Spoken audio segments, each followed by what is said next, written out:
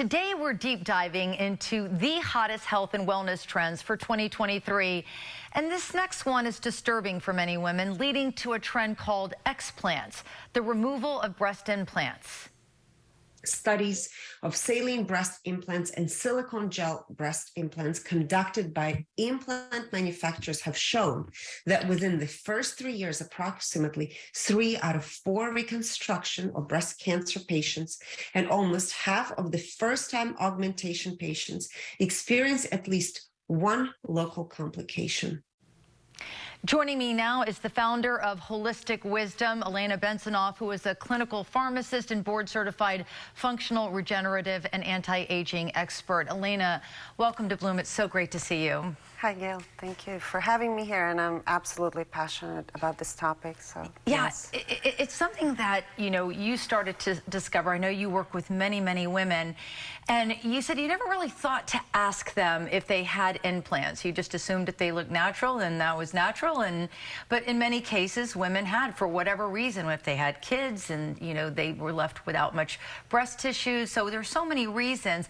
But you started to see a pattern. Yes, there's been a pattern that I saw over the years, and this is where a lot of my clients, female clients, would come in and their symptoms would not improve. So they were coming in to see me for health and wellness checkups, for energy checkups, and we would see the same story unfolding year after year, until one of my clients said, "Can you please check energetically my breasts?" And we did a checkup, and I found that there's some irregularities in her cells, and she said, "Oh wow, I just went to Moffitt Cancer Center and they found exact same things, and I'm going to opt in and have my breasts removed." And then it became a very important topic and a question I would ask every female in my practice, and the story just began to unfold, where I've had a woman, for example, that could not get rid of her yeast and mold.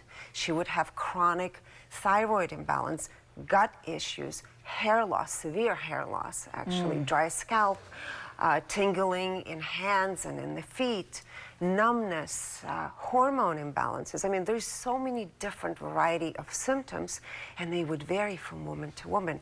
But the one specific factor that remained was none of them could really get rid of their symptoms until they had their breast implants removed, including the capsule that was formed. So apparently something that I learned, that many of the surgeons do not remove the capsule, which is something our body makes to protect from the foreign object. And those capsules contain, based on the latest studies that were done in, I believe, by University of Texas, they looked at 100,000 women, silicone and saline breast implants, and all of them were linked, or majority of them were linked to all kinds of autoimmune diseases. It's frightening. It's really, really frightening. And this continues to be one of the most popular plastic surgeries in the country today. And again, you just heard Elena mention that many of her clients are removing their implants after experiencing mystery symptoms.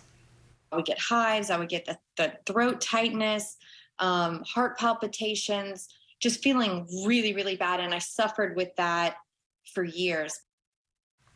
So what aren't doctors telling us? What I really think is most doctors are not even aware of it. And the FDA issued a black box warning, I don't know if you saw that, last year in September, saying that it's, breast implants, both silicone and saline, are linked to different types of cancers and autoimmune disorders. I just think there is no follow-through. So when the doctors find this information, I don't think they're reaching all the patients that perhaps they've done breast augmentation surgeries with 10 years ago, 5 years ago. That would be a lot of women. And in 2018, 1.8 million women had breast augmentation surgeries.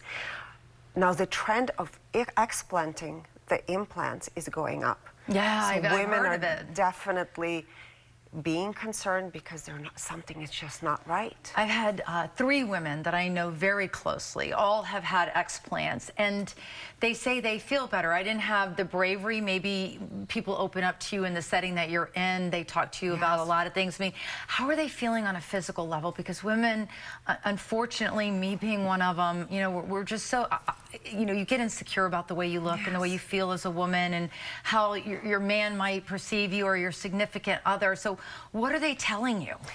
So I would say this is one of the hardest conversations for us as women to have, right? Because it really is a reflection of self-judgment. How do we view ourselves? And that is the reason why I think most women go in to begin with, in many cases, to opt in for those kind of surgeries. And then they're afraid what their spouses, what their boyfriends will say. So it's been a difficult journey for many, but those that choose to explant, most of the women that I have seen in my practice, their spouses are so supportive. That's wonderful. Yes, but I do know cases of where they're not. Yeah, that's hard to hear too. And then of course women that have had to have mastectomies too. That's a tough one.